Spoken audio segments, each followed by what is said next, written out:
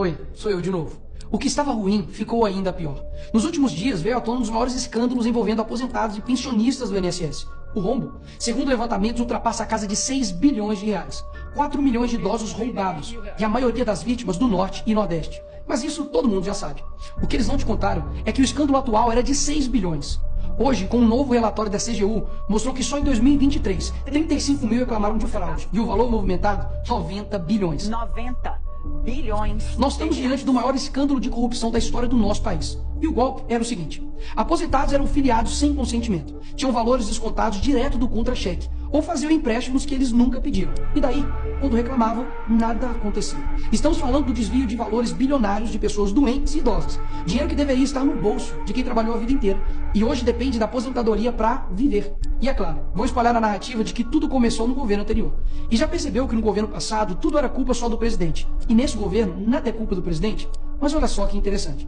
As investigações mostraram que os descontos irregulares já vinham sendo praticados há anos, o que levou o governo Bolsonaro, em 2019, a apresentar a medida provisória 871, justamente para combater esse tipo de fraude em descontos. Ele obrigava os sindicatos e associações a comprovarem, a cada 2 anos, que o aposentado realmente estava autorizando aquele desconto. Adivinha quem ficou contra? Acertou, a esquerda. Como não bastasse, em 2022, com votos da esquerda, eles derrubaram essa lei. E o que será que aconteceu nos próximos anos? Bingo. Foi exatamente depois de derrubar esse mecanismo de proteção contra as fraudes que houve esse aumento absurdo de descontos indevidos. Ou no português claro, aumento absurdo de roubo contra idosos. Desenhando porque eu sei que tem gente que só entende assim. 2019, Bolsonaro faz lei para proteger esses idosos de fraudes. 2022, esquerda derruba essa lei no Congresso. 2023 e 2024, explosão de fraudes. E ainda tem gente surpresa com isso. Não foi o Alckmin que disse: o ladrão quer voltar à cena do crime. E de fato voltou.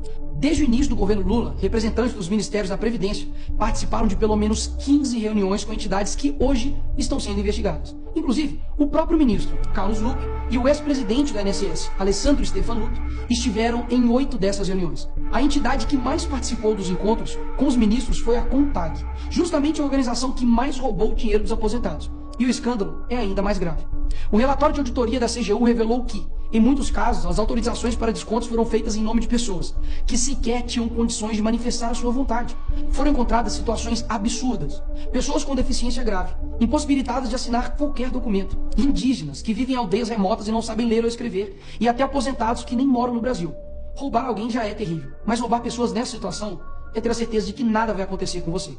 Não é à toa que o relatório do próprio INSS mostra que o governo tinha ciência e sabia como barrar os descontos desde 2023. O Tribunal de Contas da União também sabia da denúncia desde 2023.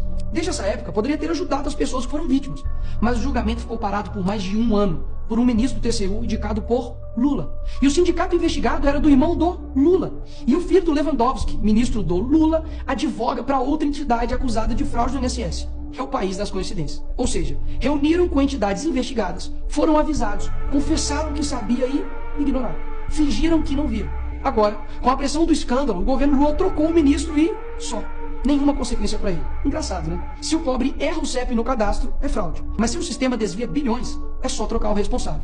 O mesmo responsável que em 2011 também foi trocado pela Dilma por corrupção no seu ministério. Isso mesmo. Lula escolheu Carlos Lupe, um cara com histórico de corrupção para cuidar do dinheiro de idosos e doentes.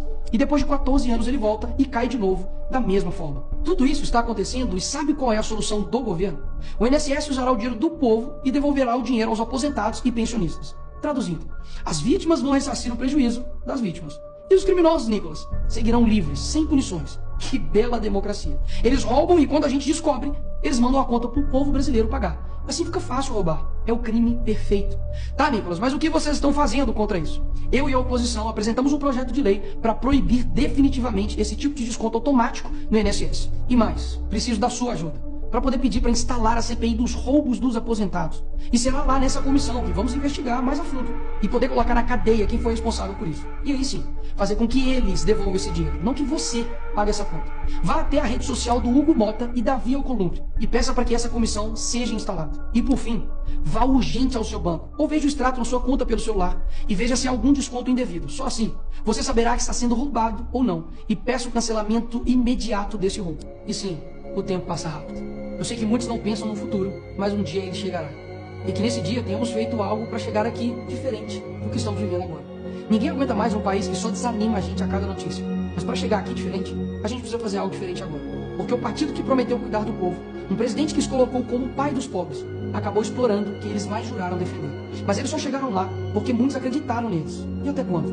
Porque quando chegar aqui, talvez seja tarde demais para mudar o Brasil.